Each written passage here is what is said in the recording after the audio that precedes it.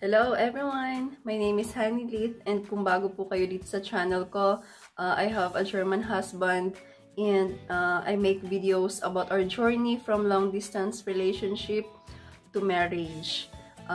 Sinishare ko po yung experiences namin from first meeting in Maldives until na we got married in Denmark, yung mga travel requirements, and then hanggang sa nakapunta po ako dito sa Germany.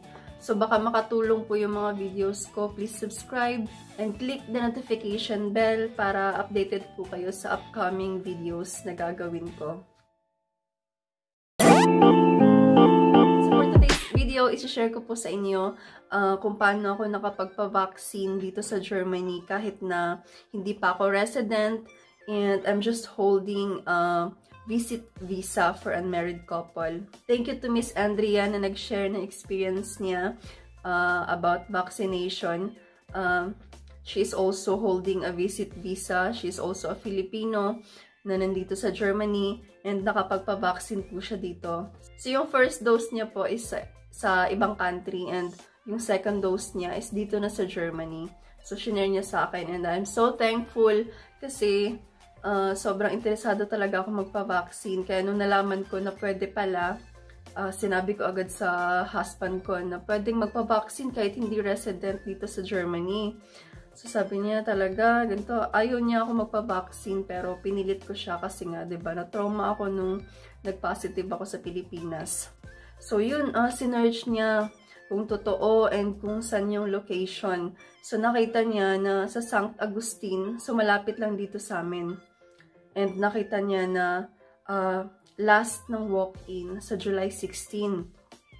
So, July 17 onward will be, kailangan na ng, ano ba, will be.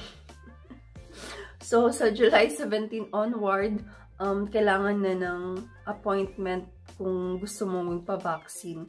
Kaya yun, sabi niya, sige, July 16, punta tayo doon. Magpa-vaccine ka. So, yun, pumunta po kami doon. Pumila kami. Hindi naman mahabang pila, pero may mga nag-walk-in din talaga. Yun, nung kami na, sinabi niya na, pwede bang magpa-vaccine ang asawa ko kahit Philippine passport holder siya and hindi pa siya resident dito sa Germany. Sabi na, oo, pwede daw.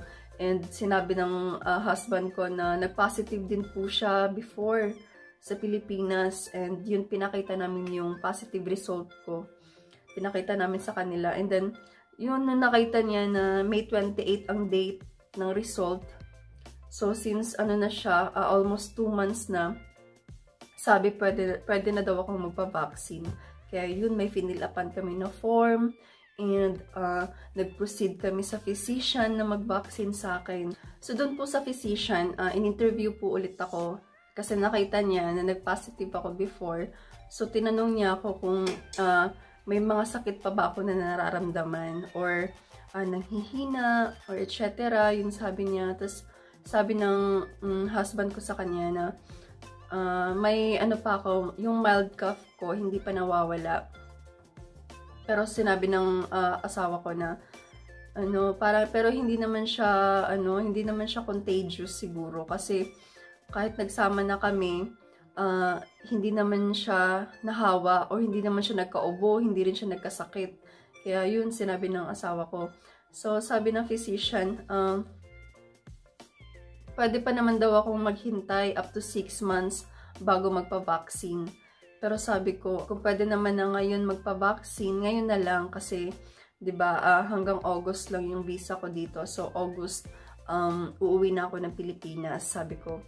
So yun, pumayag naman sila na nabakunahan ako that time. So binakunahan ako July 16. Nagstay pa kami ng few minutes sa observation room. So inobserbahan pa yung mga binaksin doon. Baka may side effect or baka may effect diretso after ng vaccine. Habang naghihintay kami doon, binibigay din nila yung vaccination certificate, yung may QR code. So, ito po yung binigay sa akin, yung yellow card or yung yellow booklet. Ito po yun. Dito po nakasulat kung kailan ako binakunahan and kung ano yung name ng vaccine na binakuna sa akin at saka yung pirma signature ng physician na nag-vaccine sa akin. So, ito po yun. Ito po yung date, and yung name ng vaccine is Comirnaty or Pfizer. And then, ito po yung pirma. Ito naman po yung certificate na binigay na may QR code. Ito po yung QR code. Ito. So, kapag na-scan po itong QR code, doon makikita lahat ng information, yung mga importanteng information, and also yung personal details nyo. Kailangan pong i-download yung CovPass para ma-scan po yung vaccination certificate. Kasi kapag na-scan po yun, mag-a-appear po yung mga importanteng informasyon about sa vaccination mo. So, makikita doon yung personal details, makikita doon kung anong pangalan ng vaccine, kung kailan ka binakunahan, kung kailan yung fully vaccinated, and then makikita doon yung location, kung saan ka binakunahan, and makikita doon yung about sa vaccine na binakuna sa'yo. So, kung ano yung name, kung saan galing, ganito yung details. Mag-a-appear kapag na-scan yung QR code. Sobrang makakatulong po sa akin na vaccine ako dito. Kasi kapag uuwi na ako ng Pilipinas, so fully vaccinated na ako. So, feeling ko less hassle na siya kesa sa hindi ka pa vaccinated. So, hindi mahaba yung quarantine period, and then, hindi mo kailangan ng mag-PCR test palagi kapag magta-travel, ganun.